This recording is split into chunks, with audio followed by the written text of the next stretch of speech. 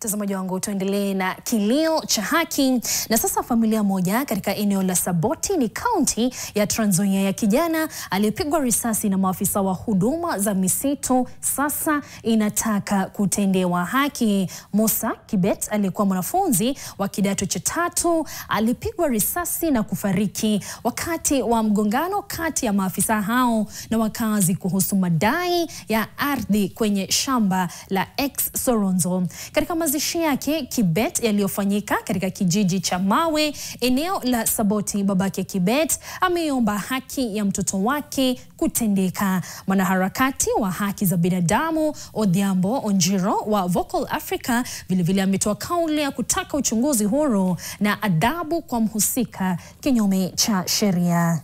Ile hakuwa na hatia, na tena mtoto mwenye hakuwa na uchokozi ni mtoto mungwana. He was not putting anybody's life in danger.